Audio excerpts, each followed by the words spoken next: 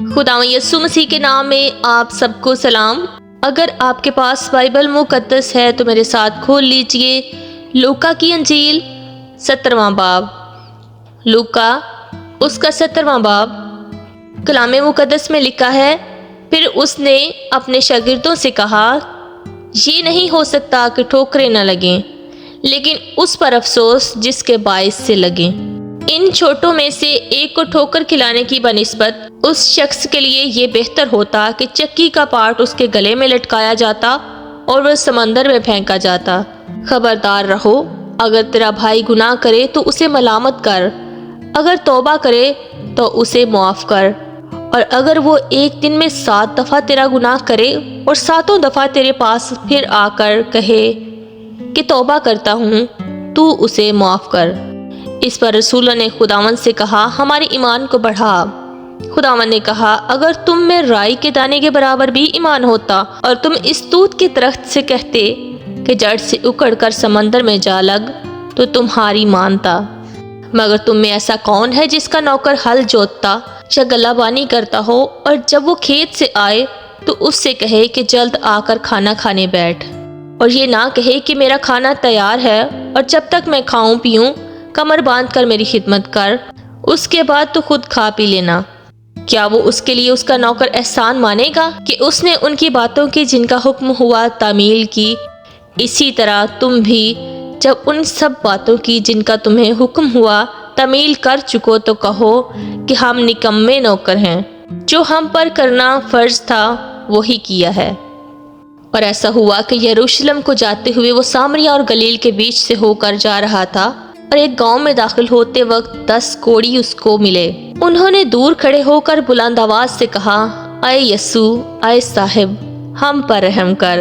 اس نے انہیں دیکھ کر کہا، جاؤ، اپنے تئیں کاہنوں کو دکھاؤ۔ اور ایسا ہوا کہ وہ جاتے جاتے پاک صاف ہو گئے۔ پھر ان میں سے ایک یہ دیکھ کر کہ میں شفا پا گیا، بلند آواز سے خدا کی تمجید کرتا ہوا لوٹا اور منہ کے بل یسوع کے پاؤں پر گر کر اس کا شکر کرنے لگا، اور وہ سامری تھا۔ یسوع نے جواب میں کہا، کیا 10 پاک صاف نہ ہوئے؟ پھر وہ 9 کہاں ہیں؟ کیا اس پردیسی کے سوا اور نہ نکلے جو لوٹ کر خدا کی تمجید کرتے؟ پھر اس نے کہا، اٹھ کر چلا جا، تیرے ایمان نے تجھے اچھا کیا ہے۔ جب فریسیوں نے اس سے پوچھا کہ خدا کی بادشاہی کب آئے گی، تو اس نے ان سے کہا کہ خدا کی بادشاہی ظاہری طور پر نہ آئے گی، اور لوگ یہ نہ کہیں گے کہ دیکھو یہاں ہے یا وہاں ہے، کیونکہ دیکھو خدا کی بادشاہی تمہارے درمیان ہے۔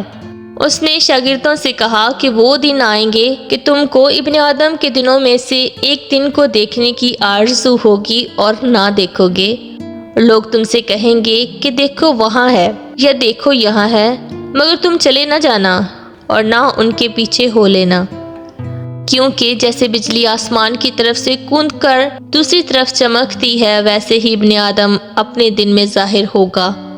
لیکن پہلے ضرور ہے کہ وہ بہت دکھ اٹھائے اور اس زمانہ کے لوگ اسے رد کریں، اور جیسا نوح کے دنوں میں ہوا تھا اسی طرح ابن آدم کے دنوں میں بھی ہوگا، کہ لوگ کھاتے پیتے تھے اور ان میں بیاہ شادی ہوتی تھی، اس دن تک جب نوح کشتی میں داخل ہوا اور طوفان نے آ کر سب کو ہلاک کیا۔